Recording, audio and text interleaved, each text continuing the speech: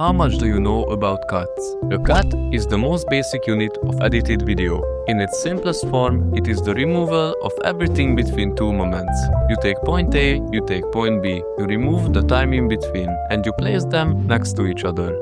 The effect of a cut is determined by two factors: what comes before it and what comes after it. Change what comes before and the meaning changes. Change what comes after and the feeling changes. At its core, this is all a cut is: what goes in and what comes out. But in any real-world scenario, cuts become anything but simple. And there is no better showcase of this complexity than the history of propaganda. Because sometime in the early 20th century, a small group of filmmakers realized that a cut doesn't just remove time, it creates emotion. It manufactures feeling. It can make you love someone you have never met, fear something that doesn't exist, or hate a person you know nothing about. To truly understand how this happened, it is not enough to simply learn the history. We have to deep dive into the neuroscience, the politics, the economics, and the psychology of the cut, and fully examine the many ways it has been used, perfected, weaponized, and aimed directly at you.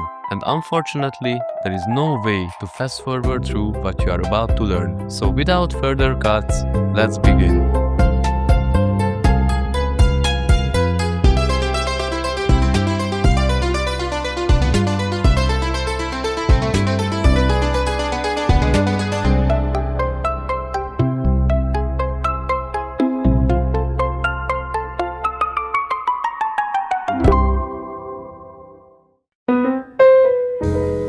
I want to show you something, or rather, I want you to remember something that you have probably seen 100 times this week alone without ever giving it a second thought. I want to show you a real political advertisement that aired recently in Central Europe. The video opens with a little girl looking out a rainy window asking when her father is coming home. Her mother is fighting back tears. You lean in, your empathy is engaged. And then a hard edit. Flashing images of a war appear. Then we see a blindfolded man kneeling in the freezing mud. The little girl's father. An officer steps up and points a pistol directly at the back of his head. And here is the craziest part. Every single frame you just saw is cheap AI-generated slop. But your brain doesn't care, because right there, the editor makes their most manipulative decision. They don't show the gunshot.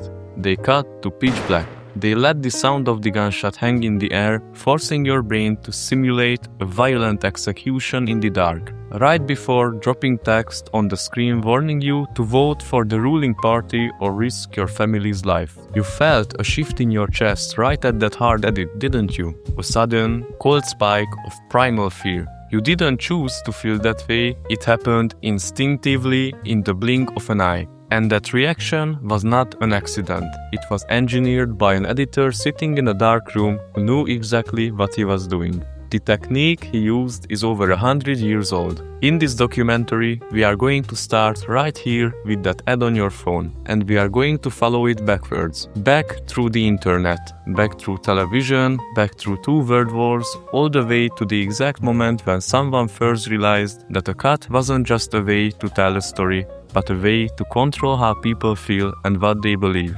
What we are going to find along the way is not comfortable, because when you ask who is trying to manipulate me, the answer turns out to be basically everyone. Your favorite filmmakers, your news channel, your government, even people making YouTube videos right now. They all learned it from the same place. And the person who figured it out first, he didn't even mean to. In this video, we are going to trace that line step by step.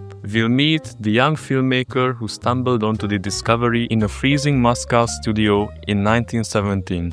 We'll see the government that realized what he had found and immediately turned it into a weapon. We'll watch Hollywood take that same technique, clean it up, and turn it into a multi-billion-dollar industry. We'll look at the regime that used it to pull an entire nation to world war. and we'll end up right back where we started, with the algorithms running quietly on your phone, doing the same thing automatically at a scale no human propagandist ever could. By the end of this, you will understand exactly why all these political ads worked on people. You will know the films that proved it could change history, and you will understand why, even knowing everything, you still won't be fully immune to it the next time it shows up in your feed. That's the uncomfortable part. The cut gets through before you can think. So let's stop guessing and start looking at the evidence. We need to go back 90 years to a world falling apart and a film that proved something nobody was supposed to know. In 1934, 700,000 people showed up to a stadium in Nuremberg, Germany. Just for reference, that's roughly 10 World Cup stadiums filled to capacity all in one place. And I don't mean technically at capacity, I mean absolutely packed wall to wall for 3 days straight. But this was not a sporting event, it was a political rally. And the entire point of getting that many people there was so that one woman could film them. Her name was Leni Riefenstahl. She was only 32 years old. She had been an actress, then a dancer, then she started directing her own films. And now, the German government had basically told her, make a movie that makes us look unstoppable. What she made was a documentary called Triumph of the Will. And without much competition, it's the most studied, most copied and most dangerous film ever cut together. Not because it has an incredible story or because it's technically groundbreaking, but because of what it did to the people who watched it and how. So the first thing people usually assume when they hear about this film is that it must be full of lies, stage scenes, actors playing crowds, just some elaborate fiction dressed up to look real. But it's not. Riefenstahl didn't fabricate a single thing. Those 700,000 people were genuinely there. Hitler actually showed up and gave those speeches. The formations, the torches, the uniforms, all completely real. She just filmed it and then she edited what she filmed. And in that editing, in the specific decisions about what to include, what to cut, what order to put things in, she did not just document what happened. She built a myth, a version of Germany where every person in the stadium was fully devoted, where the whole movement felt not like a movie set but real people ready to fight. And that's the thing at the core of this whole story. The most effective propaganda ever made did not need to lie to you. It just needed to control what you saw. Okay, so how did she actually do it? Because it's not some mysterious dark art. It comes down to 3 things, and once you know what they are, you are going to start seeing them in basically everything. The first one is rhythm. Riefenstahl didn't just cut footage together in a logical order. She cut it to music, specifically to the emotional shape of the music, not just the beat. When the music got big and dramatic, she cut to wide shots, huge crowds seen from above, giant stone architecture, the kind of images that make you feel physically small. When the music pulled back and got quiet, she cut to tight close-ups, individual faces in the crowd, hands, eyes, a child looking up at something off camera.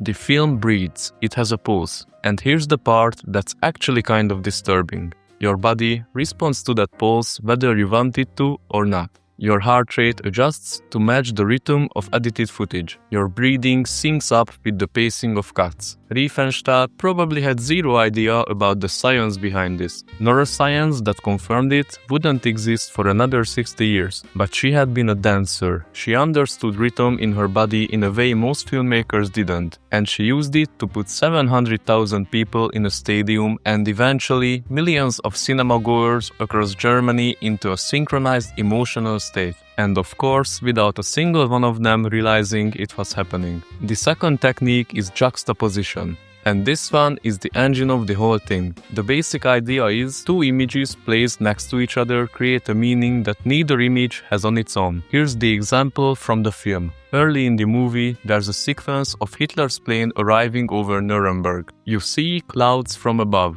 and then the shadow of the plane falling over the crowds below. Then Hitler's face looking out the window. Then crowds below looking up. 4 shots, none of it staged. The plane was real, the clouds were real, the crowd was real. But Riefenstahl chose to cut them in that specific order. Clouds parting, Hitler's face, people looking upward. And the feeling that sequence creates is not a politician is arriving at a political event, it's a god is descending from the sky to his people.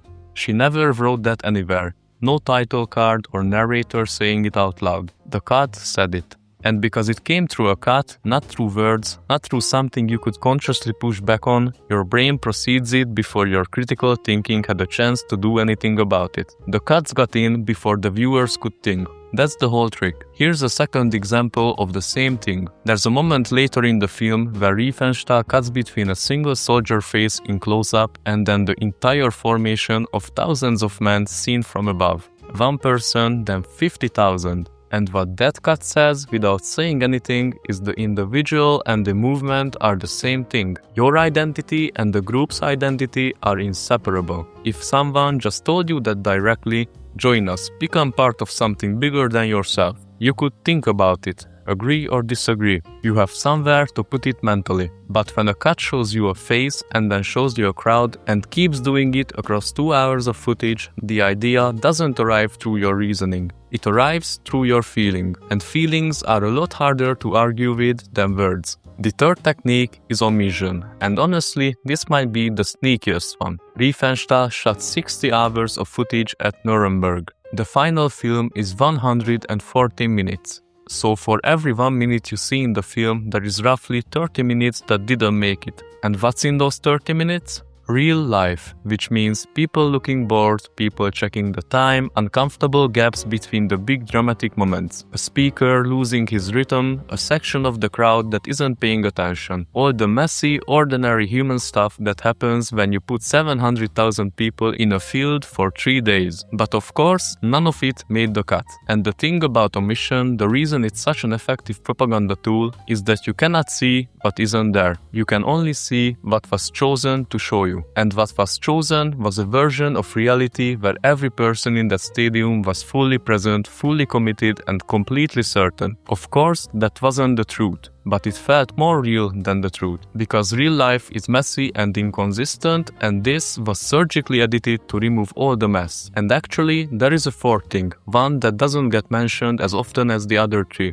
Riefenstahl had 30 cameras at Nuremberg. A typical Hollywood film at the time used 1 or 2 cameras, maybe 3 for something more complex. 30 cameras meant she basically never missed the moment and she always had options. When something impressive happened, a crowd surging forward, a great lighting effect, a moment of genuine emotion on someone's face, she had it from multiple angles, multiple distances. She could pick whichever version looked the most powerful. And when something unimpressive happened, she had 30 other angles to cut to instead. Combined with 60 hours of footage to work from, this gave her total control over what reality looked like when it came out the other end. And the result was something strange. A film that felt more real than actually being there would have. Because if you had actually been there, you would have felt your feet get tired. You would have noticed the person next to you zooming out, and you would have experienced all the in-between moments. Watching Riefenstahl's edit in a cinema? None of that exists. Only the myth.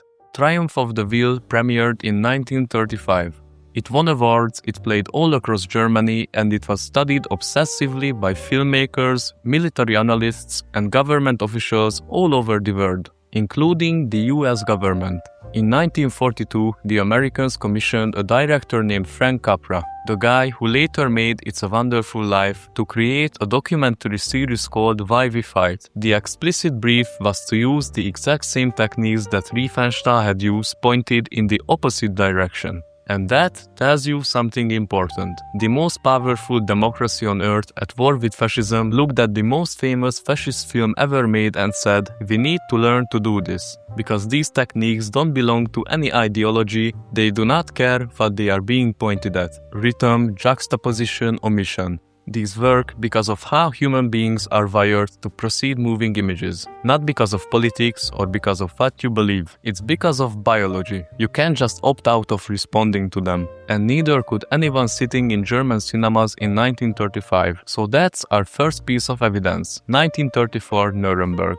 60 hours of real footage compressed into just under 2 hours of constructed myth, 4 techniques, and a film that helped keep one of the most destructive movements in history history emotionally alive. The question now is the obvious one. Where did Riefenstahl learn this? Because she didn't come up with it. She was watching films and reverse engineering them, trying to figure out why certain cuts made her feel certain things. And the films she was watching most intensely were not German films. They were American. Because while Riefenstahl was sitting in Berlin cinemas studying edits, Hollywood had spent 20 years quietly building a complete system for making cuts invisible, for making the audience forget they were watching something constructed and making them feel like they were just watching reality. And it turns out an invisible cut is an almost completely irresistible one. Why and how that system was built and what it was accidentally capable of in the wrong hands is where we are going next.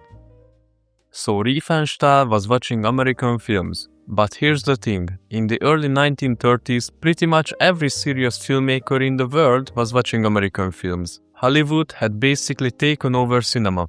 By 1930, American studios were producing around 80% of all films shown globally. That means 8 out of every 10 films playing in cinemas around the world were made in Hollywood. And the reason for that wasn't just money or stars or marketing. It was because Hollywood had figured something out that nobody else had, at least not at the same scale or with the same consistency. They had figured out how to make editing invisible. Let me explain what I mean by that, because it sounds simple but it's actually huge. When cinema first started, we are talking 1895, 1900, early 1910s, films were basically filmed stage plays. One camera, a fixed position and a wide shot of the whole scene. Actors walked in, did their thing and then walked out. No close-ups, no cutaways, no editing in the modern sense. And the weird thing is, audiences actually found this hard to follow. Not because they were unsophisticated, but because nobody had established the grammar of cinema yet. There were no rules about how moving images should be put together to communicate clearly. It's kind of like if you had never seen punctuation before. You could read individual words fine, but a paragraph without commas or full stops would be exhausting to parse. Early cinema was like that. Technically it worked, but nobody had figured out the punctuation yet. The person who did it was a director named D.W. Griffith. Griffith started making short films around 1908 for a company called Biograph. And he was obsessive about one thing. How do you control what the audience feels? He was the first filmmaker to use close-ups consistently, not to show off, but as an emotional tool. Before Griffith, close-ups were considered weird and unsettling. The idea of just showing someone's face with nobody and no context was weird. Audiences didn't know what to do with it. Griffith realized that a close-up of a face placed at the right moment is one of the most powerful things you can put on a screen because human beings are hardwired to read faces. We have been doing it since before language existed. Put a face on screen and the audience is immediately more invested. He also invented cross-cutting, which is where you cut between two things happening simultaneously in different places. Think of every action movie chase sequence you have ever seen. The hero running, the villain chasing, cutting back and forth. That structure came from Griffith. And here's the key thing about cross-cutting from a propaganda perspective. It creates urgency and makes the audience feel that time is running out. You understand that something is at stake and you care about the outcome. Before Griffith, you couldn't really manufacture that feeling through editing alone. After Griffith, you could. By the mid-1910s, what Griffith had invented was starting to be systemized by the major studios, and by the 1920s it had a name, the classical Hollywood style, or more technically, continuity editing. And the name tells you everything about what it was designed to do. The whole system, every single rule in it exists for one purpose, to make the cut disappear. Here's how it works in practice. Say you have two people talking. In the Hollywood system, you would shoot this with multiple cameras from multiple angles. Then in the edit, you would cut between them following very specific rules. You would follow the 180-degree rule, keeping both characters on the same side of the frame relative to each other so the audience never gets disoriented about who's where. You would use shot, reverse shot, person A, then person B, then back to A. So the rhythm feels natural and conversational. You would match the action across cuts. If someone reaches for a glass at the end of one shot, they are still reaching for it at the start of the next one. No jumps, no gaps. And you would use sound and music to bridge the edit points.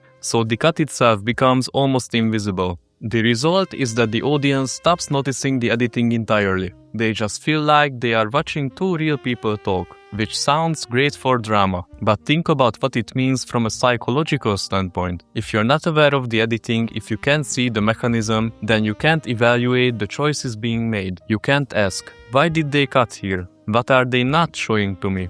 You just feel it, and you assume that that feeling came from reality. Here's a concrete example of how this gets used as manipulation even in totally normal Hollywood films. There's a technique called the eyeline match. If you show someone looking at something, then cut to what they are looking at, the audience automatically assumes that those two things are connected, that the person saw that thing and that it matters. But you can cheat it. You can cut from a close-up of someone looking off camera to literally anything, and the audience will believe that that person was looking at that thing, even if those two shots were filmed months apart on different continents. And here's the manipulation part. If you show someone looking at something, the audience doesn't just accept the visual connection, they adopt the emotional one. If you show a character looking at another character, then cut to that character's face, the audience reads the first character's emotion onto the second one. They import the feeling across the cut. Kuleshov proved this with a scientific experiment. We will get to that in detail later.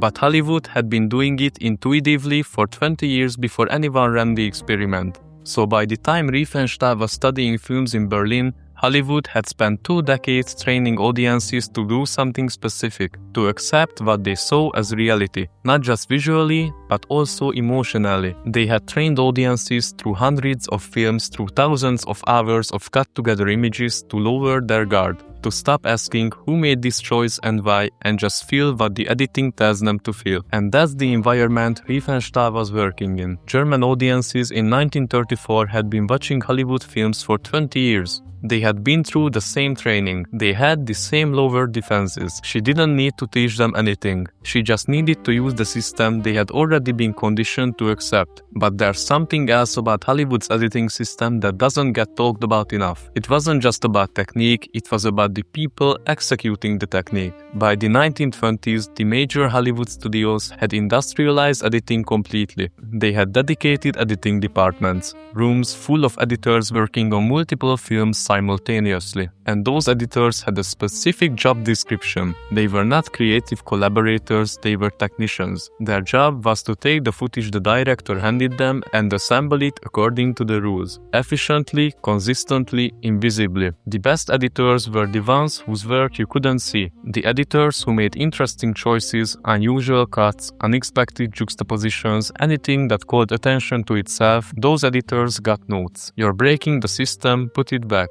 Which created something genuinely strange, an entire profession built around the goal of self-erasure. The better you were at your job, the less evidence of your work remained. And in erasing themselves, those editors erased the evidence of the system too, which meant audiences went to the cinema, felt powerful things, and had no idea where those feelings came from. Which is, when you think about it, the ideal setup for anyone who wants to use moving images to tell you what to think. Now here's where this gets complicated, because Hollywood wasn't trying to create a propaganda tool. They were only trying to sell entertainment. The emotional manipulation was in service of a good story, a compelling character, a satisfying narrative, not a political agenda, or so the story goes. Because the truth is that continuity editing isn't as natural as it looks. The rules themselves encode assumptions. The 180-degree rule encodes an assumption about space. The shot reverse shot encodes an assumption about conversation. The eyeline match encodes an assumption about attention and significance. And more than that, the system was built to serve specific kinds of stories. Stories with heroes and villains, with clear goals and obstacles, with individual protagonists who drive the action. That structure, which feels completely natural to us now, because we have been watching it our whole lives, is not the only way to tell a story. It's only a choice, a set of values embedded in a technical system. Riefenstahl understood this intuitively.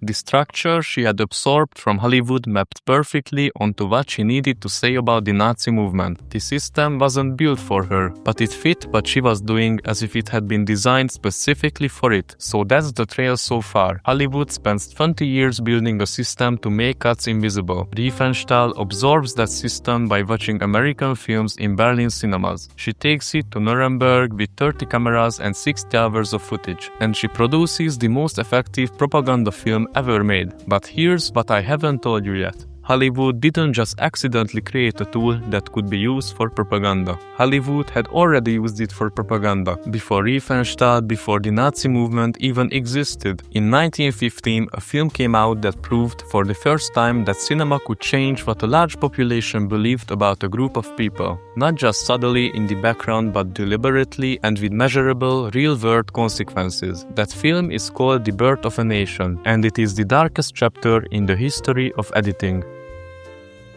In 1915, Griffith made a 3-hour film about the American Civil War and its aftermath. 3 hours at a time when the average film was about 15 minutes long. Nobody had ever attempted anything like it at that scale, and nobody had ever used the editing techniques Griffith had spent the previous 7 years developing. The close-ups, the cross-cutting, the rhythm, the eyeline matches in a film of this size and ambition. The result was technically a landmark, the most sophisticated piece of editing the world had ever seen. It was also one of the most destructive films ever made, because The Birth of a Nation didn't just tell a story. It told a lie about an entire group of people, and it told it so convincingly using every tool that Griffith had invented that millions of Americans believed it, and people died because of it. To understand what the film actually did, you need a bit of context about what was happening in America in 1915. The Civil War had ended 50 years earlier. Slavery had been abolished. Black Americans had legally the same rights as white Americans.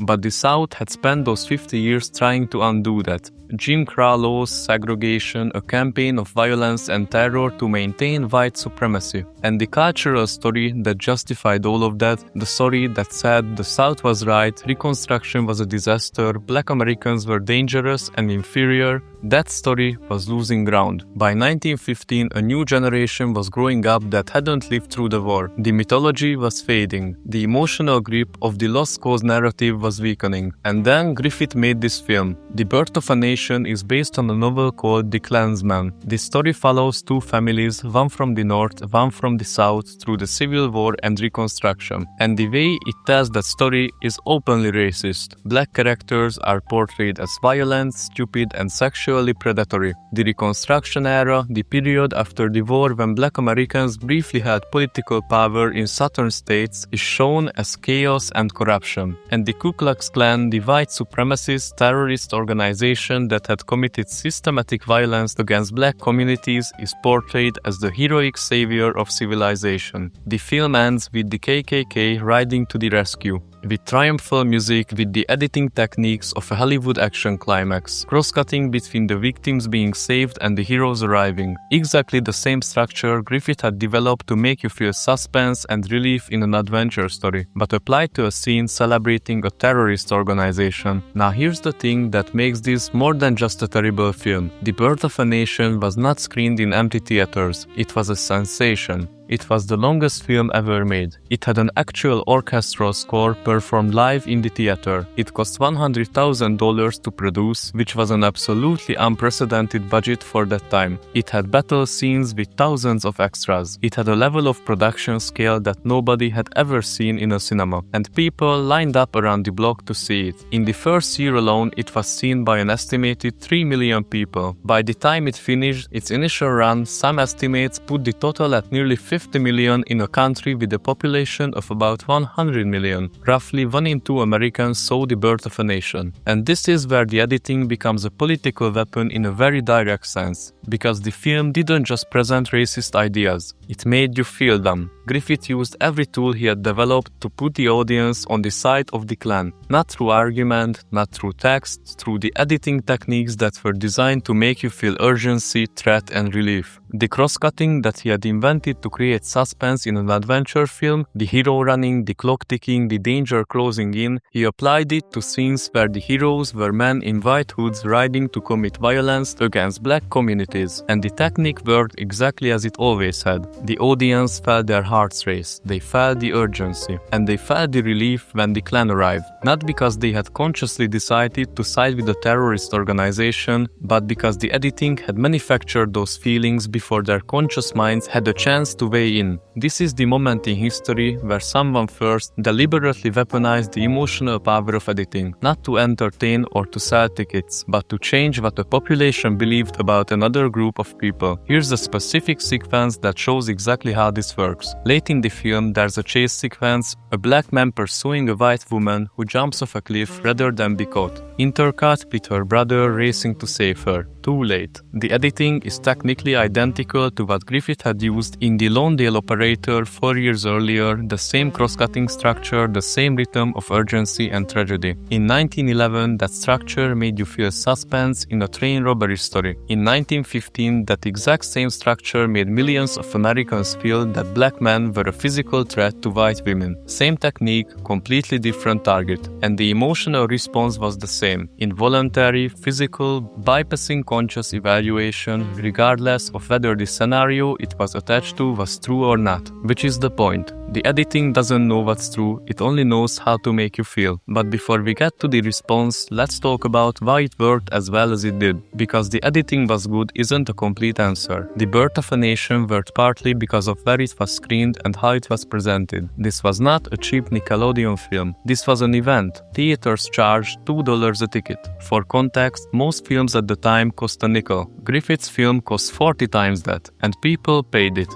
Because the whole presentation, the live orchestra, the length, the production scale told the audience before a single frame appeared, this is serious, this is important, this is worth your time and money. And when you pay 40 times the normal price for something and you sit in a grand theater with a live orchestra, you arrive primed to receive it as significant, not as entertainment, but as truth. The framing did half the work before Griffith's editing got a chance to do the rest. The response to the film tells you everything about how effectively it worked. The NAACP, the National Association for the Advancement of Colored People, immediately began campaigning to have the film banned. They argued correctly that it was dangerous propaganda, that it would inflame racial hatred, that people would be hurt. They were right on all counts. Race riots broke out in multiple cities after screenings. In Boston, in Philadelphia, in other northern cities where black Americans had more freedom to protest, there were demonstrations and clashes. And something even worse happened in the South. The Ku Klux Klan had been largely dormant since the 1870s. The original organization had been suppressed and had mostly collapsed. In 1915, the same year The Birth of a Nation came out, it was refunded. The new KKK explicitly cited the film as inspiration. William Joseph Simmons, the man who refunded the organization, held his first ceremony on top of Stone Mountain in Georgia on Thanksgiving night 1915, just months after the film's release. He burned a cross. His followers wore the white hoods that Griffith's film had just made heroic to millions of Americans. By the 1920s, the revived KKK had 4 million members. A film did that.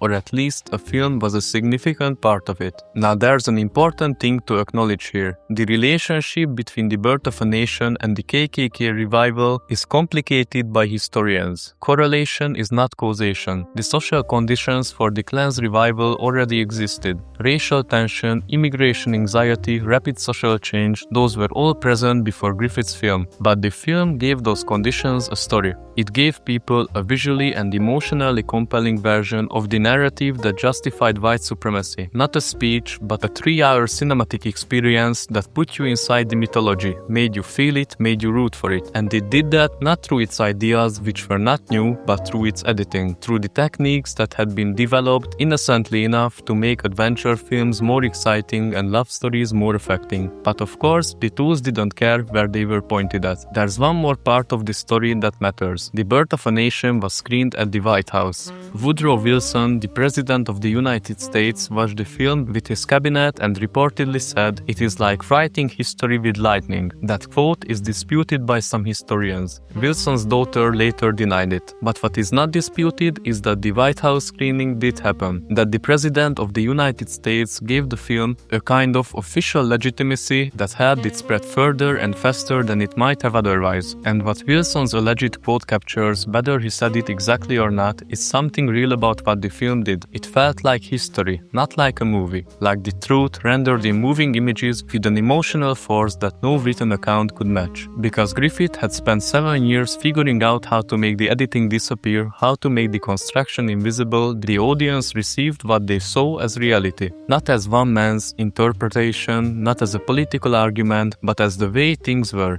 The NAACP's campaign to ban the film ultimately failed. In most places, it was not banned. It continued to screen. It continued to make money for decades. It was still being shown in some southern states in the 1970s. And this is the other lesson of The Birth of a Nation, the one that's relevant not just as film history, but to everything that comes after it in this documentary. Griffith's film proved something that had never been proven before. It proved that cinema could change what a large number of people believed, not just subtly, not in a slow ambient background kind of way, but concretely, measurably, with real-world consequences. There's a data point here that I find genuinely haunting. Between 1915 and 1920, the 5 years following the release of the film, lynchings in the American South increased. Not dramatically, not in a way that any historian would attribute solely to one film, but the correlation is there, and the connection was noted at the time by civil rights leaders who were watching what the film was doing to public opinion, because that's what the film changed, not just what people believed in the abstract, but what they felt was acceptable.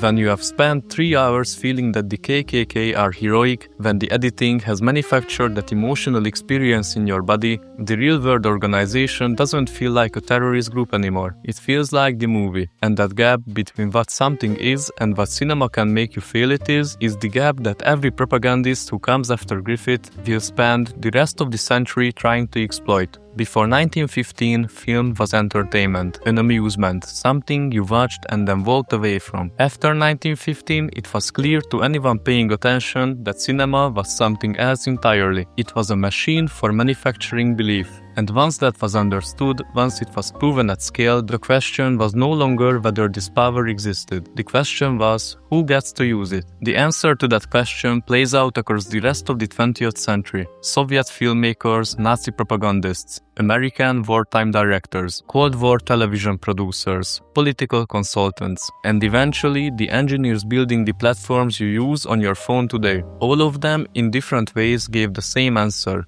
We do. We get to use it. But before any of that, before Riefenstahl, before the Soviets, before anyone had consciously turned cinema into a political tool, there was a young filmmaker in Moscow who made a discovery that nobody was looking for. He did not set out to change anything. He was just trying to finish a film, with footage he hadn't shot in a studio without heat in the middle of a revolution. And what he found when he started cutting that footage together is the foundation of everything this documentary is about.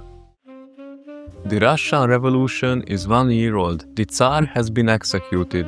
The Bolsheviks are in power. The country is in the middle of a civil war that will kill more people than the First World War did. And in this context, in a city that doesn't have enough food, enough fuel, or enough stability to plan a week ahead, a 22-year-old filmmaker named Lev Kuleshov is trying to make films, but with almost no film stock. That last detail is the one that matters. Film stock in post-revolutionary Russia was essentially impossible to get. The factories that made it were in Europe and America. The trade routes were disrupted. The currency was worthless. What little stock existed was being rationed for newsreels documenting the revolution. For a young filmmaker who wanted to experiment with narrative cinema, this was a serious problem. So Kuleshov did what people do when they can't get the materials they need. He improvised. He started working with footage that already existed. Old footage. Footage shot before the revolution by other filmmakers for other purposes. Footage of faces, of objects, of landscapes, shot in completely different contexts for completely different reasons. And he started cutting it together in different combinations, just to see what would happen. Here's the experiment that changed everything. Kuleshov took a close-up of a Russian actor named Ivan Mazukin, a neutral close-up. Mazukin looking at something off camera. No particular expression, just a face looking. Then Kuleshov cut that same close-up next to 3 different images. First, he cut it next to a bowl of soup. Then he cut the same shot next to a child in a coffin. Then he cut it next to a woman lying on a couch. 3 different things after the same face. Then he showed these 3 versions to audiences. And audiences described 3 completely different emotional experiences. When the face was followed by the soup, they said Mazukin looked hungry. When it was followed by the child in the coffin, they said he looked grief-stricken. When it was followed by the woman, they said he looked like he desired her. The performances, audiences said, were extraordinary. The way you could see what he was thinking and feeling. Mazukin gave the same performance in all 3 versions. He wasn't even on set when the other footage was shot.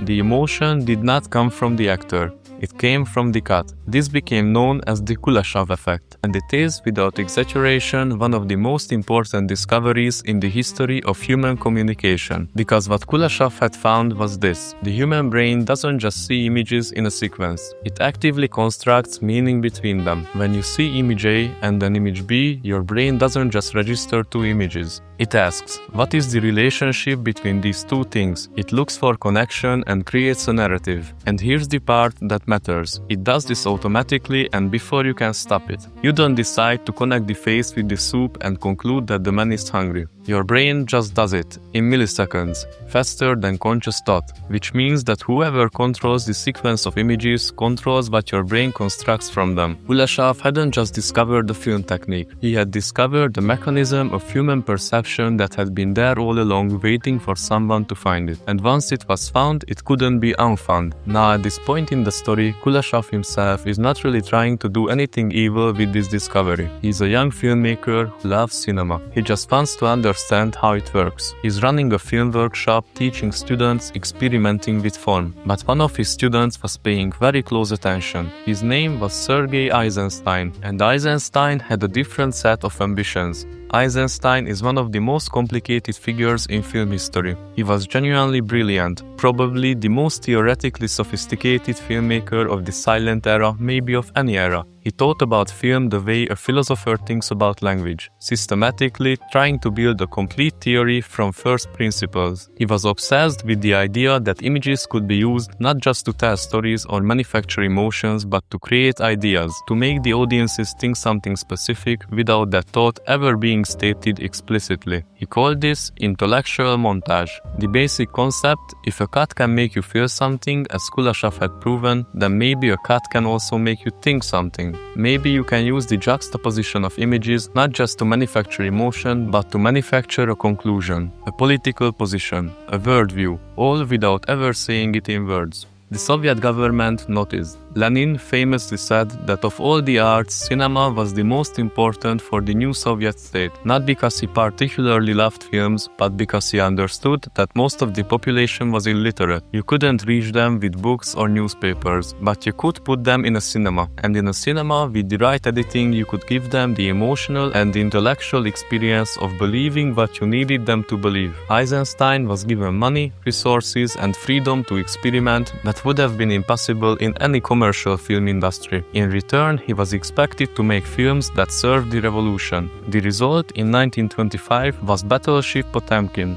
Battleship Potemkin tells the story of a real event, a 1905 riot on a Russian naval battleship and the response of the Tsarist government. The film is structured in 5 acts. Most of it is exactly what you would expect from a propaganda film. Heroic workers, brutal soldiers, clear moral lines. But the 3rd act is different. The 3rd act is set on the Odessa Steps, and the Odessa Steps sequence is, in my view, the single most important piece of editing in the history of cinema. Here's what happens in the sequence. The people of Odessa have gathered on a famous white staircase to celebrate the rebellious sailors. There's joy and solidarity. The riot has succeeded. And then Tsarist soldiers appear at the top of the stairs and begin marching down, shooting into the crowd. The sequence lasts about 6 minutes. It contains roughly 155 separate shots. That's one cut every 2 or 3 seconds, extraordinarily fast for 1925, when a typical scene might play out in 15 or 20-second takes.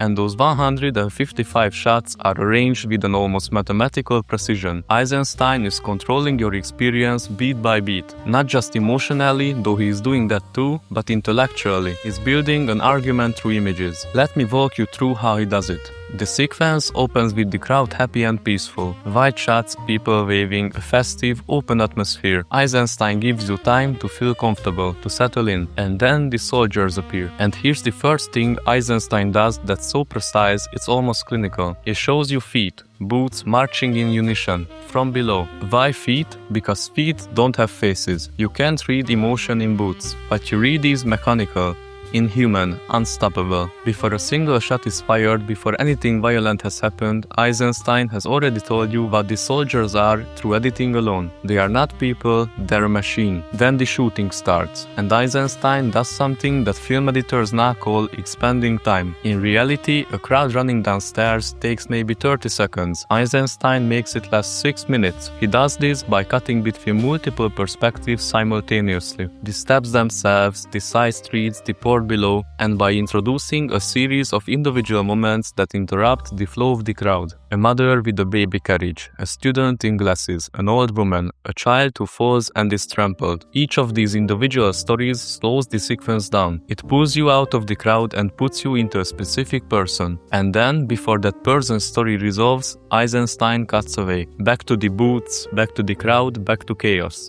The unresolved individual stories create unbearable tension. What happened to that woman? What happened to that child? The audience is held in a state of sustained emotional suspension, wanting the chaos to end, unable to look away, waiting for a resolution that keeps getting deferred. But the most famous moment in the sequence is the baby carriage. A mother is shot. She falls and her hands release the carriage. And the carriage, with the baby in it, begins to roll down the stairs, alone. Eisenstein cuts between the carriage rolling, the chaos around it, a soldier raising his rifle, the wheels of the carriage, the steps below, the crowd fleeing. This single image, a baby carriage rolling uncontrolled down the stairs, has been analyzed more than almost any other image in film history. And the reason it works is not because babies are sympathetic, although they are. It's because of what the image does structurally. The carriage is moving in one direction, down. The crowd is moving in the same direction, down, fleeing. The soldiers are also moving down, pursuing. Everything is going down. There is no up, there is no safety, there's no escape. And the carriage is small and alone and has no one driving it. It's just rolling toward whatever is at the bottom. Eisenstein spent more screen time on that carriage than on any other single element of the sequence, because he understood that the carriage wasn't just a dramatic image. It was an argument about helplessness, about innocence, about the violence of a system that would do this to its own people. An argument made entirely through editing. Battleship Potemkin was released in 1925. It was an enormous international success, not just in the Soviet Union, but in Europe and eventually in America. Film critics and filmmakers everywhere recognized immediately that something completely new had happened in cinema. The level of formal control, the sophistication of the editing, the way the sequence built emotional and intellectual meaning through the arrangement of images, nobody had done this before, or at least not at this level. Not with this degree of theoretical understanding of what they were doing. Eisenstein knew exactly what he was building. He wrote about it extensively, essays, manifestos, lectures, explaining in precise theoretical terms what montage was and how it worked. He essentially published the manual, and filmmakers around the world read it, including eventually filmmakers in Hollywood, and including a director in Berlin who was quietly absorbing everything she could about how moving images could be made to feel like truth. It's easy to focus solely on Eisenstein's politics. He was a Soviet propagandist. That's a fact, but his techniques, intellectual montage, manipulating time, controlling an audience's emotional state through rhythm, aren't tied to his politics. These techniques don't know they are Marxist. When Leni Riefenstahl studied Soviet films, she wasn't adopting the ideology, she was adopting the toolkit. She took Kuleshov's discovery about how the brain constructs meaning from cuts, combined it with Eisenstein's psychological engineering and Hollywood's invisible editing, and pointed that combination at Nuremberg. But the irony is how innocently this chain of transmission began. Kuleshov wasn't trying to build a propaganda machine, he was just trying to make a movie without any raw film stock. Eisenstein simply wanted to understand rigorously how cinema actually affected the audiences. And as we have seen with Griffith, they were all just trying to solve practical storytelling problems. Instead, they ended up mapping hardwired mechanisms in human visual processing. We are going to get to how these tools are used today. But first, we need to look under the hood. Kuleshov observed the effect. Eisenstein theorized it. But it took another 50 years for scientists to figure out what was actually happening inside the human brain when a cut appears. And what they found is in some ways even stranger than the effect itself. So we know what a cut does. We have seen it make you grieve for a man who wasn't even in the room. We have seen it make a KKK cavalry charge feel heroic. We have seen it turn a politician arriving at an airport into a god descending from the sky. But why does the human brain respond this way? Why can't you watch the Kuleshov experiment knowing exactly what's happening and simply choose not to feel it? The answer is more interesting than the trick itself. Let's start with something simple. You blink. Right now, you're blinking about 15 to 20 times a minute. You don't notice it, your brain edits it out, filling in the darkness so seamlessly that you experience conscious vision. In the 1990s, film editor Walter Murch was cutting Apocalypse Now, and he noticed that the moments where he felt the natural urge to cut were the exact same moments where a person in real life would blink. When a thought completes, when attention shifts. In his book, In the Blink of an Eye, Murch argued that the cut isn't a cinematic invention, it's a translation of something the brain already does. When a cut happens at the right moment, you don't experience a break. Your brain was already ready for a new image. But when a cut interrupts that natural rhythm, you feel the seam. The scene jars. You're not being tricked by something external. You're being guided by a rhythm that already runs inside you. Second, your brain hates gaps. When you see two things close together, your brain automatically tries to connect them. Psychologists call this closure. You see three dots arranged in a shape and your brain draws a triangle. Kuleshov found the moving image version of this. When you see a face, then a bowl of soup, your brain immediately decides, this person is hungry. By the time your conscious mind can question it, the conclusion is already felt. Here's a simple demonstration of how deep this goes. A man walks into a room. Cut. A woman sitting across the table looks up. You just built a whole story. Maybe they know each other. Maybe something is about to happen. Nobody told you that, but your brain built a relationship automatically. Now make it extreme.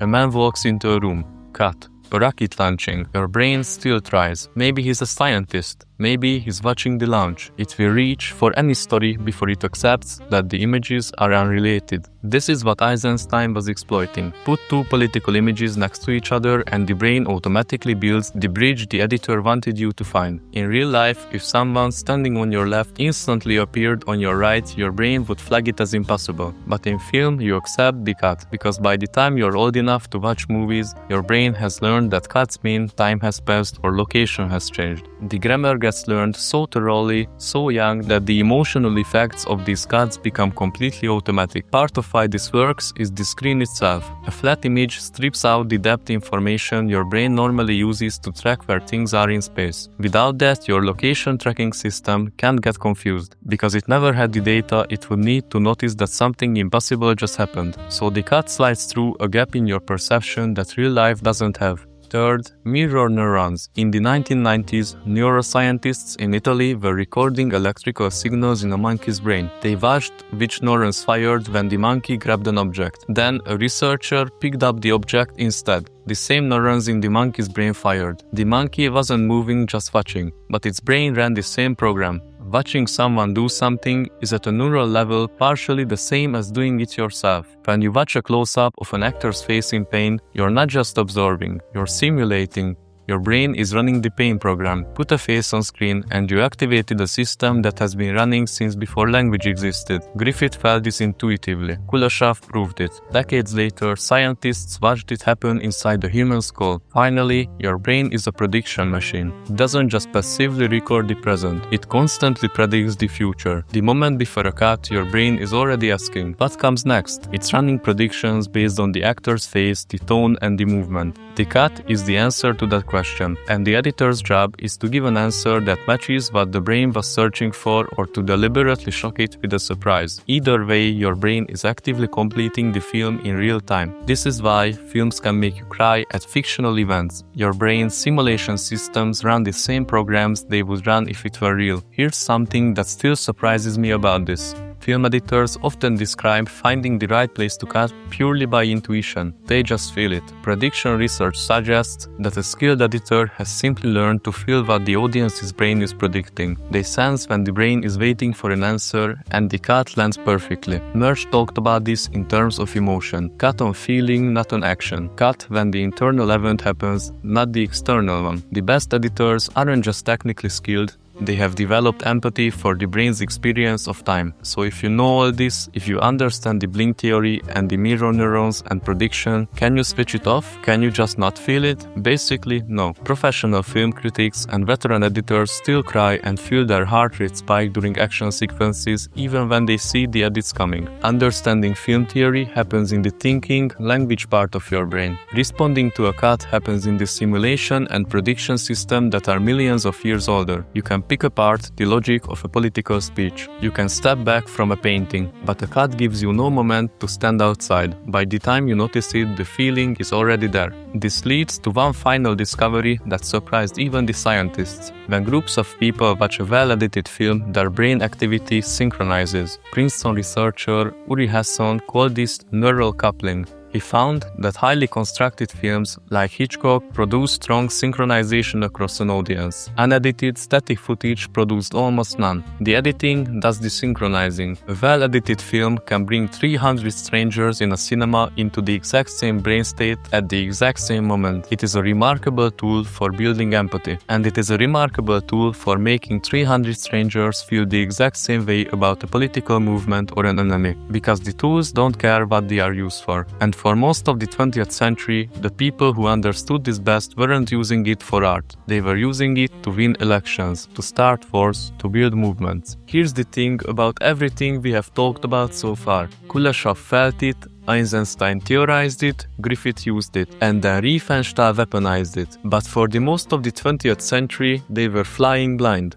They knew the cut worked, but they couldn't prove why in a laboratory. That changed in the 1990s, and the invention that changed it didn't just confirm film theory, it handed a measuring tool to everyone who wanted to engineer how large groups of people feel. The tool was the fMRI scanner. For the first time, researchers could watch a living, conscious brain process information in real time. A Princeton researcher named Uri Hasson put people in an fMRI and showed them films. When he showed them an unedited, static shot of a street corner, the viewer's brain activity was random. Everyone was looking at something different. Then he showed them a Hitchcock film. The brain activity converged. The exact same areas lit up in different viewers at the exact same moments. The editing had synchronized 300 separate brains into a shared experience. Hasson found that a well-cut Hitchcock sequence produced a 65% shared brain response. Unedited footage produced about 5%. The editing was doing the driving. Once you can measure emotional response with actual brain data, the next question is obvious. Can you use this to test which version of something produces the strongest reaction? Political campaigns already were. Take the 1964 US presidential election. Lyndon Johnson versus Barry Goldwater. Johnson's team aired one television ad. It played exactly once and it destroyed Goldwater's campaign. It showed a little girl in a field counting petals of a daisy. Cut. A nuclear explosion fills the screen. Then Johnson's voice. We must either love each other or we must die. The daisy ad is pure Kuleshov. Image A, innocence. Image B, nuclear annihilation. Your brain builds the bridge. There is a politician who might let this child die. The ad never mentioned Goldwater's name, because the message came through a cut, not a statement. There was nothing to argue with, nothing to fact check, just a fear planted in your gut before your conscious mind had a chance to evaluate it. The ad's creator, Tony Schwartz, called this resonance theory. Don't try to put new information into voters' heads. Just use the edit to trigger the anxiety that's already there. 4 years later, a 28-year-old TV producer named Roger Ailes told Richard Nixon the exact same thing. Nixon had lost the 1960 election partly because he looked stiff and sweaty on TV next to John F. Kennedy. Ailes told him straight up, "You don't win an election on policy. You win based on how voters feel when your face appears on screen." They began engineering Nixon's lighting and camera angles to bypass logic and go straight for the emotional edit. Ailes would later take those exact techniques and use them to fund Fox News. By the 2000s, the measuring tools finally caught up to the politics. Enter dial testing. Focus groups would sit in a room and turn a dial to indicate their emotional response in real time while watching campaign ads. You could see frame by frame which cut produced fear and which cut lost the audience. The 2004 Bush campaign used this systematically against John Kerry with the Swift boat ads. Footage of Kerry. Cut. A veteran saying he didn't trust him. Cut back to Kerry. By the end of the ad, Kerry's face simply feels untrustworthy, and the campaign knew exactly which cuts were landing because the dial data told them. They were optimizing Eisenstein's intellectual montage frame by frame on American television. Look at the timeline we have just drawn. 1918, Kuleshov discovers that a cut creates emotion. 1925, Eisenstein turns it into a political tool. 1935, Riefenstahl scales it up at Nuremberg. 1964, the Daisy ad brings it into the American living room. 2004, campaigns optimize it using emotional data. At every step, the technique is the same. It works below the level of conscious thought, processed as a feeling before it can be evaluated as information. What changes is the scale, the speed, and the data. But in 2004, a room full of people turning dials was still pretty crude. What comes next is the part where the data stops being crude.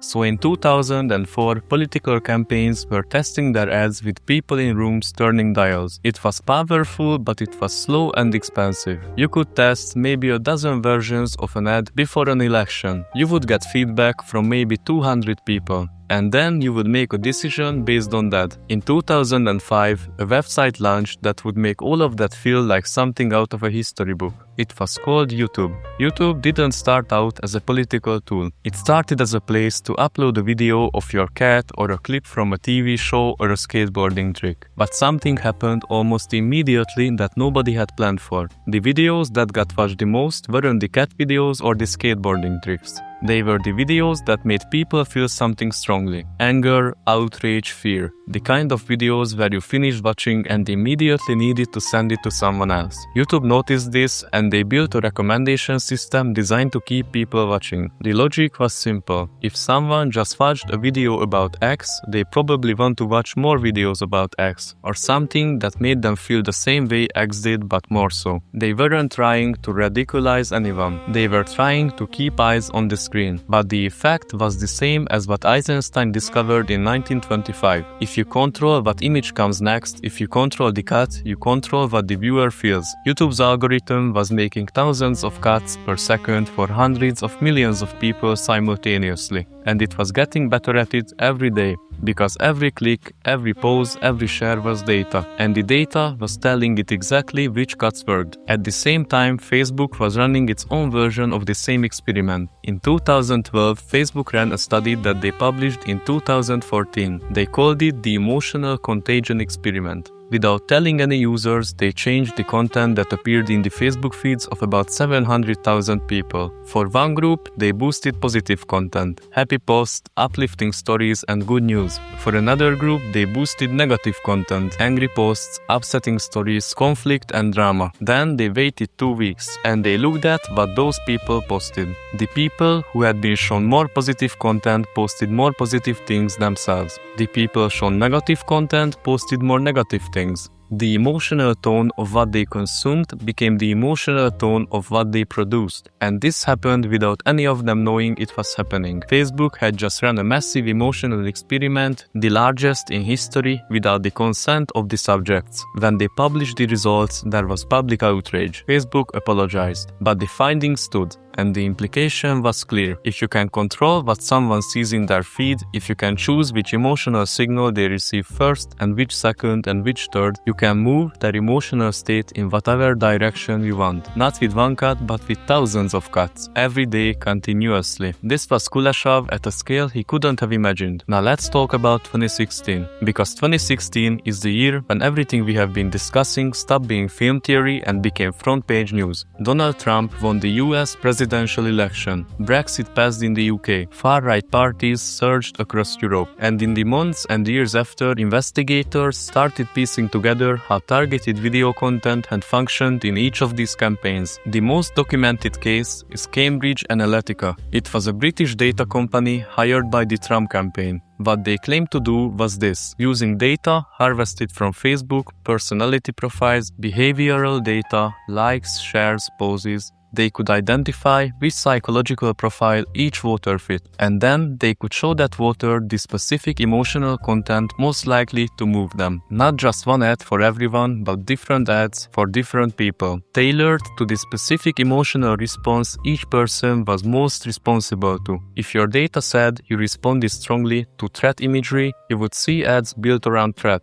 If your data said you were moved by nostalgia, you would see ads built around loss and the return to something better. The content was different, but the technique was the same. Find the emotional lever, pull it with a cut. Let's go back to television for a moment, because while all of this was happening online, TV news was going through its own transformation. Cable news had been around since 1980 when CNN launched. But after 9/11, something changed about how cable news operated. The 24-hour news cycle created a problem that nobody had solved. How do you fill 24 hours a day with news content when most days the amount of actual important news is maybe 3 hours worth? The answer that emerged was that you don't fill it with news, you fill it with emotion. You take a story, any story, and you find the angle that produces the strongest emotional response. Fear, outrage, the feeling that something is threatened, the feeling that someone is getting away with something, and you cut to it again and again and again. Not because it's new information,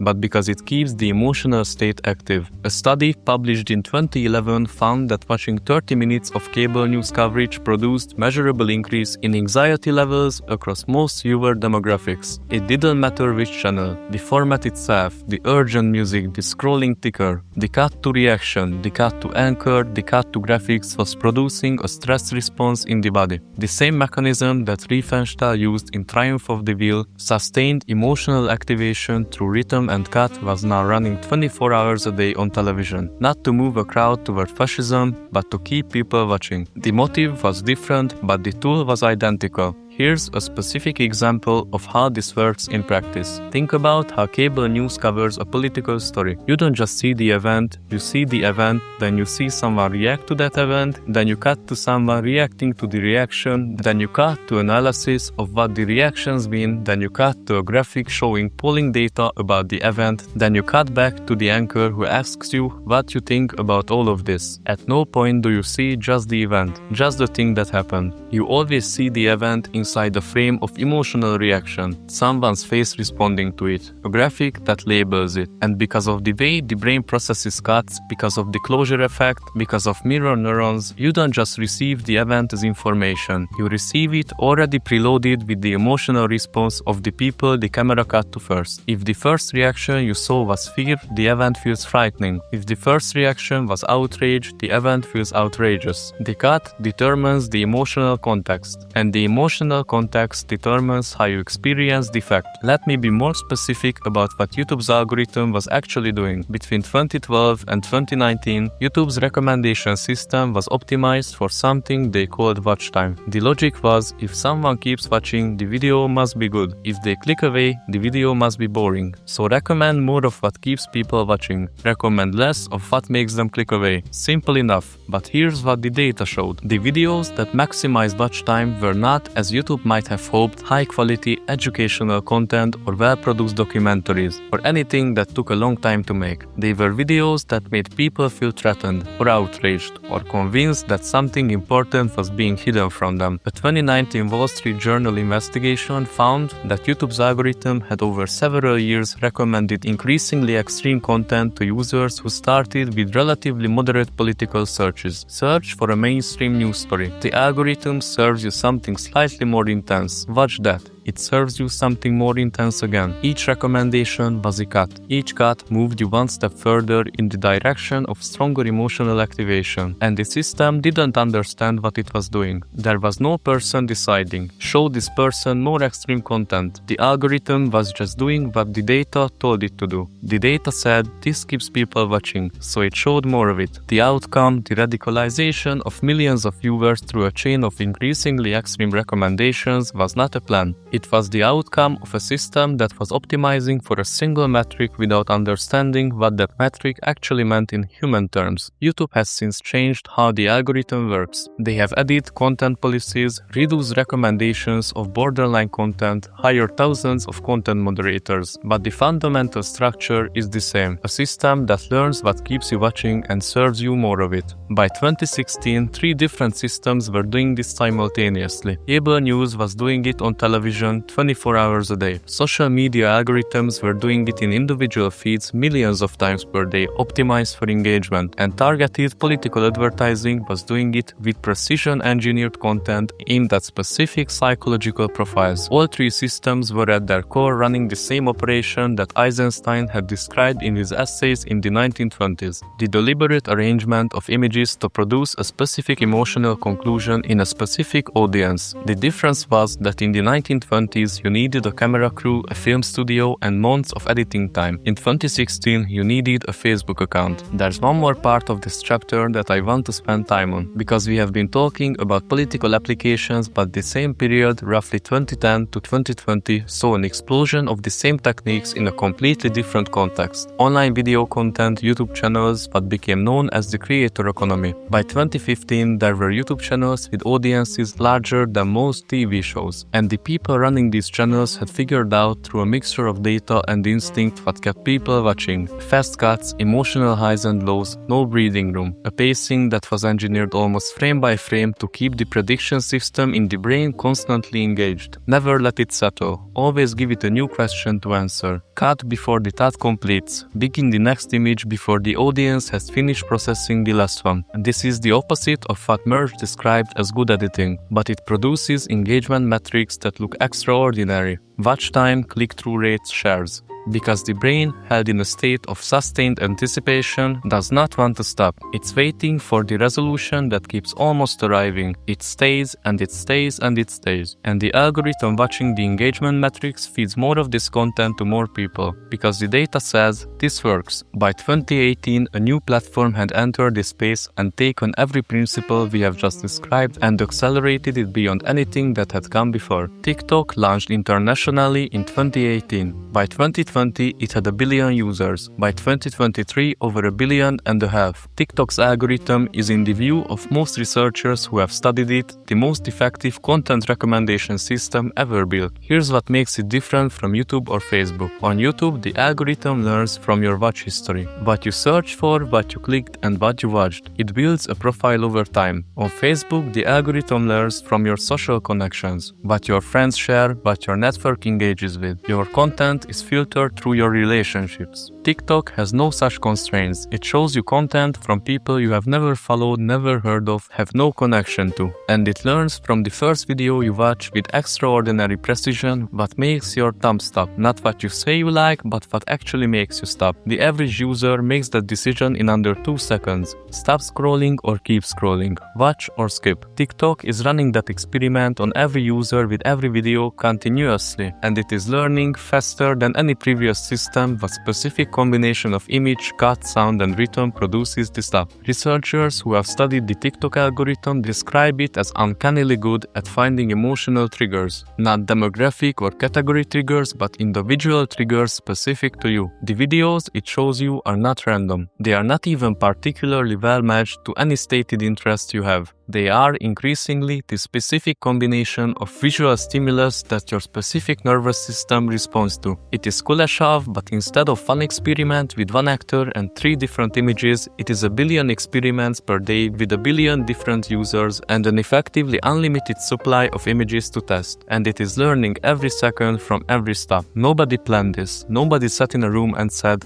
let's apply Eisenstein's theory of intellectual montage to YouTube videos. But the data led them there, because the data was measuring the same thing Eisenstein was trying to produce. Sustained attention, emotional engagement, the inability to look away. The difference between Eisenstein and the YouTube algorithm is not what they are trying to do, it's who made that decision. Eisenstein was a person with a specific political goal. A YouTube algorithm is a system optimizing for a metric. But the cut is the same, the brain response is the same. The feeling of not being able to look away is also the same. And by 2020, the average person in a developed country was encountering thousands of optimized cuts per day on their phone, on their television, and on their laptop, in ads before the videos and in the videos themselves, in the news, in entertainment, and in political content designed to look like entertainment. The machinery had become invisible. When editing is everywhere, you stop noticing the editing. Which brings us to the last part of this story. Because everything we have talked about in this chapter,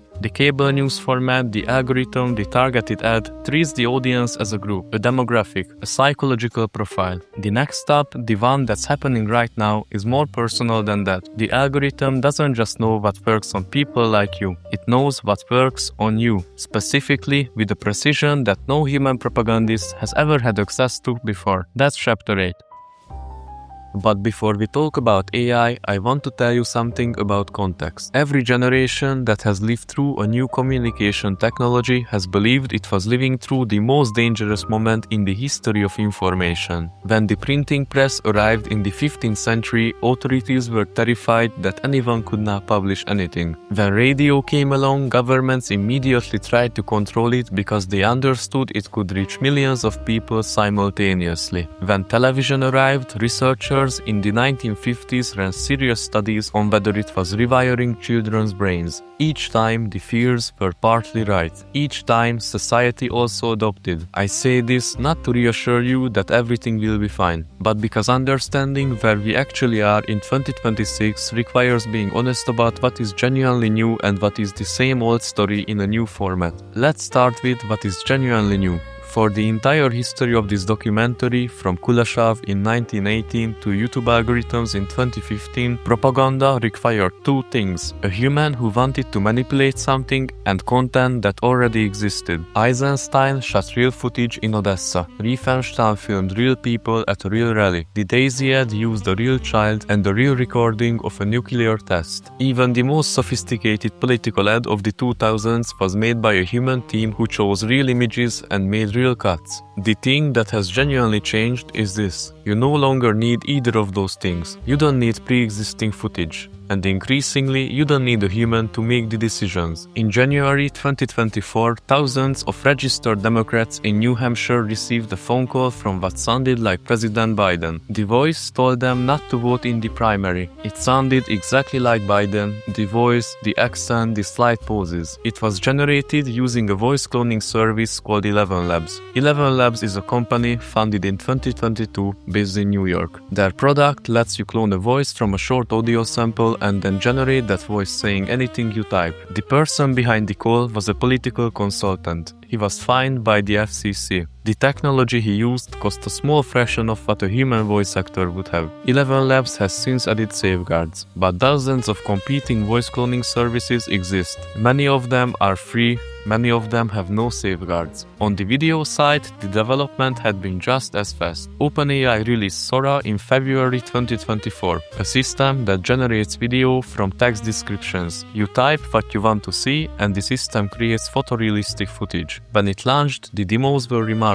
A woman walking through a rainy Tokyo street at night, a vintage car driving along a coastal road, close-up shots of ocean waves that looked indistinguishable from real film. The footage is not perfect. Experts can spot artifacts if they know what to look for, but the gap between generated and real video is closing quickly, and the rate at which it's closing is faster than most researchers predicted. A company called HeyGen makes a product where you upload a few minutes of yourself talking talking on camera. The system builds a digital model of your face and your voice. After that, you type any script and it generates a video of you delivering it. Your face, your voice, any words. The obvious use case is legitimate, recording the same presentation in 1,000 languages without refilming 12 times. But the same technology means that the raw material for putting words in someone's mouth is now a 3-minute video of that person, which most public figures have provided without knowing it for free on YouTube and on social media. The election that demonstrated this most clearly was Pakistan in early 2024. Imran Khan, the former prime minister, was in prison on conviction charges his supporters believed were politically motivated. His party was campaigning, but Khan himself couldn't appear in public, couldn't hold rallies, couldn't give speeches. His team created AI-generated videos of him using recordings of his past speeches and public appearances and distributed it on WhatsApp. Millions of voters watched a fake video of their candidate speaking directly to them from what was effectively a prison cell. His party won the popular vote in the election. Whatever you think of Khan's politics, what happened in Pakistan in 2024 is a genuinely new thing in democratic history. A candidate campaigning at scale through AI-generated videos of himself. The Slovakia case from September 2023 is different and arguably more alarming. 2 days before the parliamentary election, an audio recording spread on Facebook and Telegram. You could clearly hear what sounded like Mikhail Shimichka, leader of the main pro-Western opposition party, discussing how to buy votes and manipulate election results. The audio was released specifically during the 48-hour media blackout before election day, a period when Slovak law prohibits campaigns from publicly responding to attacks. Researchers confirmed that the audio was AI-generated, but by the time that confirmation reached voters, the election was over. Shimichka's party lost narrowly. What made this case significant to researchers wasn't just the deepfake, it was the timing. Whoever made it understood Slovak election law and released the fake at the precise moment the target couldn't respond. That's not an automated system doing something by accident. That's a deliberate tactic using AI as a tool. Now I want to talk about something that sounds more technical but is actually just as important: measurement. Because while the content generation side has been getting the headlines, there's been an equally dramatic development in the ability to measure how people respond to video in real time, in detail. A company called Effectiva was founded out of MIT's Media Lab in 2009. Their technology tracks facial expressions through a camera, your laptop camera, your phone front camera, and reads emotional states frame by frame. By 2023, they had processed the emotional responses of millions of people to tens of thousands of pieces of media content. Advertising agencies use it like this. You show someone a 30-second ad. The camera watches their face. You see a graph showing exactly which second produced engagement and exactly which second lost the audience. Then you re-edit the ad based on that data. Different cut point, different music cue, different image head slightly longer. The science isn't telling the editor what to feel. It's measuring what the viewers feel frame by frame and using that to improve the next version. This is where it connects back to everything we have covered. Kuleshov did this experiment manually with a small test audience, getting feedback days or weeks after the fact. Eisenstein worked from theory and intuition and learned what worked from how audiences responded to finished films. Riefenstahl had 60 hours of footage and chose based on her own judgment. Now, an advertising team can run 100 slightly different versions of the same cut, measure emotional response in real time across a test group, and know within hours which version produces the strongest reaction and why down to the specific frame. The craft of editing, the intuition that Walter Murch described, finding the blink point, feeling where the audience is ready to move, is being reverse engineered from measurement data. Not replaced, but increasingly informed by data that no editor has ever had access to before. There's one more real development we're talking about because it sits right at the intersection of content generation and measurement. Meta released a system in 2023 called Advantage Plus. Advantage Plus is an AI advertising tool. You give it a campaign goal, a type of person you want to reach, an action you want them action to take. The system automatically generates versions of your ad, tests them on different people, measures which version produced the strongest response, and moves your budget toward the best performing version. All automatically, all without a human making individual decisions about the cuts. This is not the scary version of this story. This is a pretty normal advertising product used by businesses to sell products more efficiently. But when you look at what it's actually doing, generating content variations, measuring emotional response, optimizing delivery towards specific individuals based on what works on them, it is the same process that Eisenstein ran manually in 1925. Observe what makes the audience respond. Do more of what works. Adjust. Test again. Eisenstein did it with one film, one audience, and intuition. But Vantage Plus does it with thousands of ad variations, millions of people, and real-time data. The scale is different, but the underlying logic is identical. The second thing, third understanding, is what's happening with deepfake detection, because the generation and detection of fake media are running as a genuine technological arms race right now, and where that race is in 2026 is genuinely interesting. Detection tools exist. Organizations like the Content Authenticity Initiative, a coalition that includes Adobe, the BBC, Microsoft, and dozens of others, are building systems where cameras and AI tools can attach verified origin data to content at the moment of creation. The idea is simple. If a camera can cryptographically sign the footage it records, you can later verify that the content came from that specific device and hasn't been altered since. Several major news organizations are already implementing this. Some camera manufacturers have added it to their hardware. The problem is adoption. For origin data to be useful, the system that displays content, the platforms, the messaging apps, the social networks need to surface that information to users in a way they can actually see.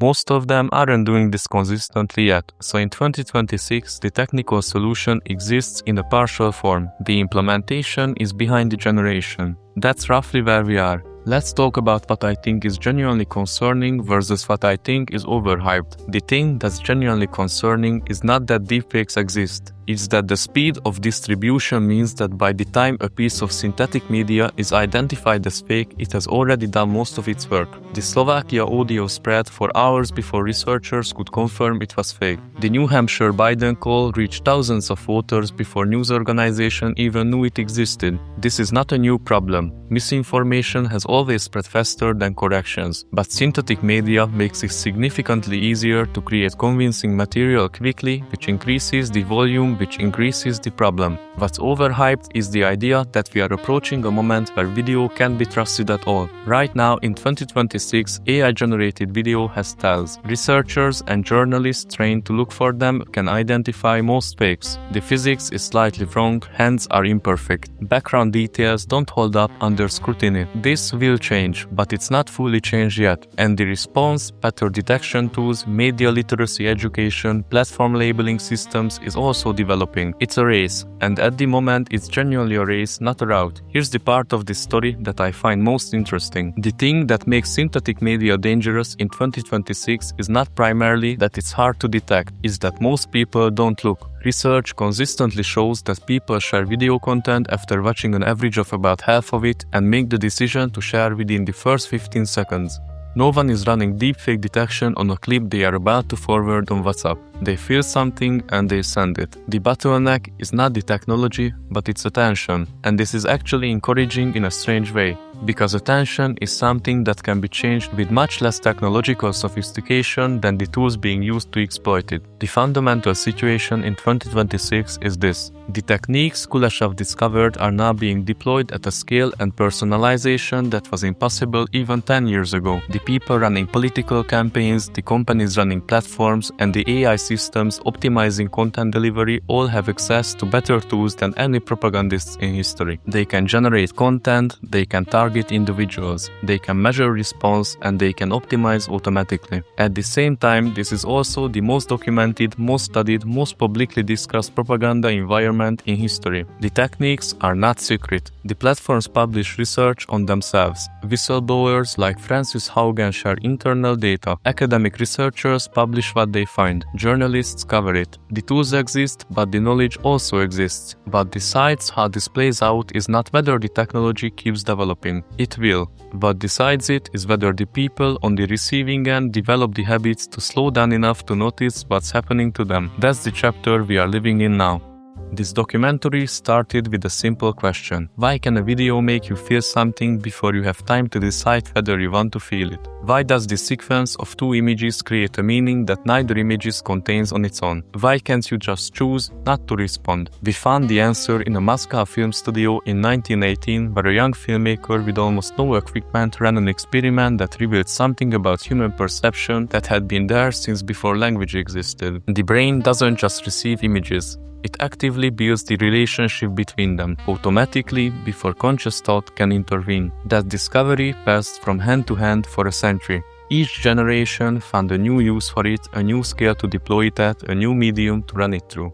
And now it runs through everything. Here's what I think this documentary was actually about. It wasn't really about propaganda, it wasn't really about editing. It was about the gap between feeling and thinking. There's a gap, very small but real, between the moment a cut makes you feel something and the moment your conscious mind can evaluate what you're feeling and decide what to do with it. That gap is where all of this lives. Kuleshov found it. Eisenstein exploited it deliberately. Hollywood built an entire system around making it disappear. Riefenstahl scaled that system to political ends. Political consultants measured it and optimized for it. Algorithms automated it. AI is now generating content specifically engineered to exploit it at individual scale. The history of propaganda is the history of techniques designed to operate in that gap before you can close it. So what do you do with that? The first thing is the honest thing. You cannot close that gap completely. You cannot stop feeling things from video. The goal is not to become someone who doesn't respond to cuts. That person would be neurologically unusual and not particularly healthy. The goal is to lengthen that gap slightly, to create enough space between the feeling and the action that you can ask one question before you do something with what you felt. The most practical version of this is something researchers call lateral reading. It works like this. When you encounter a piece of video content that produces a strong feeling in you, especially if that feeling is urgency, outrage, or fear, don't go deeper into the content. Open a new tab and look sideways at it. Who made this? What else have they made? Who else is reporting on this story? Does the emotional intensity of this content match the scale of actual events as reported elsewhere? This takes about 30 seconds. It's how professional fact-checkers at organizations like Reuters and the AP actually evaluate media content. Not by staring at it harder, by looking at its context. It won't catch everything, but it catches most of the obvious manipulation, and it builds a habit of treating strong emotional responses to media as a prompt to check, not immediately as a prompt to act. The second thing is understanding your own patterns. The recommendation algorithms that run TikTok, YouTube, and Instagram have been studying your emotional responses for years. They know with some precision which type of content makes you stop, watch, and return. Most people don't know this about themselves with anywhere near that level of clarity.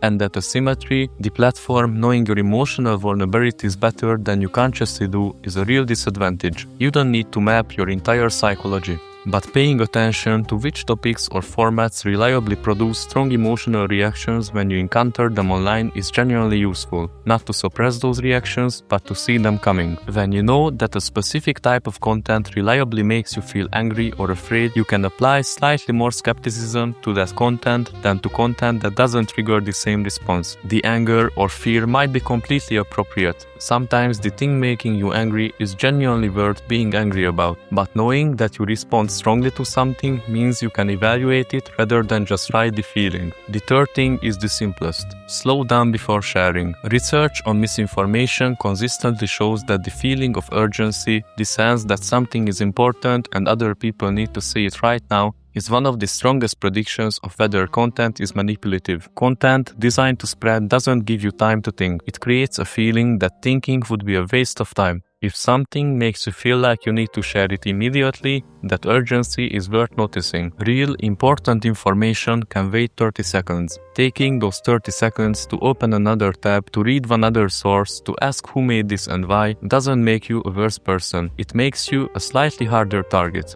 There's a fourth thing, and it's about what you watch, not just what you share. Every major streaming platform, social media feed, and news app you use regularly has an algorithm that has been observing your behavior for years. It knows what you finish watching and what you abandon halfway through. It knows what you watch late at night versus in the morning. It knows which rabbit holes you go down and which ones you close immediately. This data is used to decide what you see next. You don't see an unfiltered version of the internet. You see a version specifically shaped by what your behavior has told the algorithm you're likely to stay with. The simplest way to disrupt this is to sometimes be intentional about what you watch rather than following recommendations. Search for things directly instead of clicking what's suggested. Follow sources you have deliberately chosen rather than what's been served to you. Occasionally, watch something the algorithm would never have recommended. Something long, something complex, something that requires patience. This is not a political statement or a rejection of technology. It's just keeping some authorship over what goes into your head rather than giving that entirely to a system that is optimizing for your continued engagement rather than your information or your well-being. The algorithm is not your enemy, but it's also not your friend. It's a system with a goal, and that goal is not the same as yours. Knowing that and making some of your own choices about what you consume is a small but real form of the kind of pause this whole documentary has been about. The gap between the content and you is the only space you have. Use it on purpose, even occasionally. That's enough to make a difference. I want to end by coming back to the people in this documentary, because the true line of this story is not really technology. It's people trying to understand how communication works and other people using those findings for their own purposes. Lev Kuleshov was 22 years old, trying to make films with no equipment, and discovered that the relationship between images is more powerful than the images themselves. Sergei Eisenstein was trying to understand cinema theoretically and built a system of editing so precise and so documented that it's still taught in film schools 100 years later. D.W. Griffith built the invisible editing grammar that Hollywood still uses, and demonstrated at the worst possible moment what that invisibility could be used for. Leni Riefenstahl combined everything they had discovered and aimed it at one of the most dangerous political movements in history. Walter March sat in an editing room for decades and figured out that the cut follows the brain's own rhythm, and wrote it down in a book that every editor should read. Uri Hassan put people in brain scanners while they watched films and showed that well-edited video can synchronize separate human brains into something resembling shared experience. Frances Haugen walked out of Meta in 2021 with evidence that the largest social media company in the world knew what its systems were doing to people and continued doing it. What connects all of these people across a century is that they were each trying to understand something real about how human beings respond to moving images. The understanding was genuine. The uses it was put to were sometimes brilliant and sometimes catastrophic.